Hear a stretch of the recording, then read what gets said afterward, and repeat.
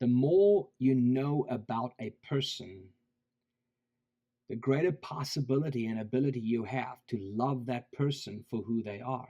But the less you know about them, then your love for them isn't deep. Your love for them is based on what you imagine for them to be, right? But if you know a person really well, you're able to love them deeply. But the same thing is true about you and God. The more you know about God, the more there is to love about Him. And the more you love Him, the greater your desire becomes to know more about Him. So you love Him more because you know Him. And now that you love Him more, you actually want to know Him more. So today, I just want to spend some time talking about who God is, a study of God, His attributes, His essence, His nature, His person. What's He like? Because the more we see Him, the more we will recognize His glory. The first attribute of God is the aseity of God. This means that God is self existent, He's self sufficient, He's self sustaining. He needs no one and He needs nothing to be who He is, God. He's not dependent, He's not codependent, He is alone 100% independent. He has life, He generates life, and that enables Him to be life giving. The second attribute of God is His sovereignty. The sovereignty of God explains God's position as God. God has never not been God. From everlasting to everlasting, He's always God everywhere. God has always been God in the past, in the present, and in the future. Many times people think like they're waiting for Jesus to return so that He can come and rule and reign. No, God was always God, He is God, and He always will be God. That's what makes Him God. The third attribute is the holiness of God. That means all of who He is and everything that He has done is perfect in every way. There is no shadow in Him, He's only light. There is nothing crooked in Him.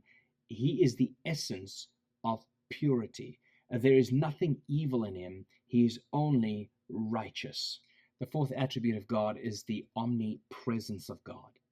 That simply means that God is everywhere present with the fullness of all that He is, from the beginning of time, throughout every single age and every generation to the very last moment of time and throughout all eternity. God is never absent, but He is fully and completely present from the top of heaven to the bottom of hell. There He is.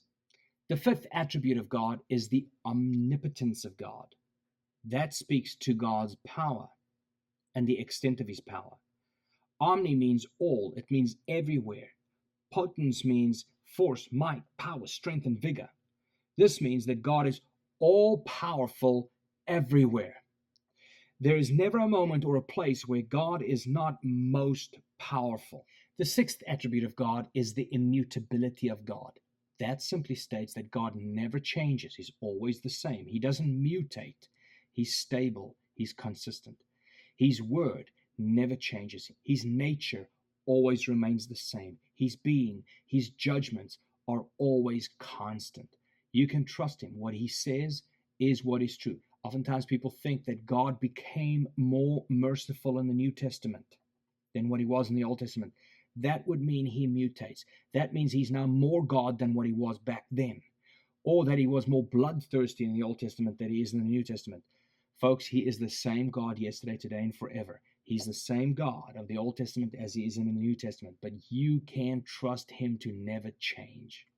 The seventh attribute of God, which is also our final one for today, is the truthfulness of God.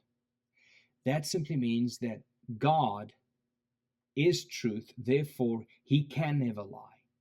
Everything is whatever God says it is.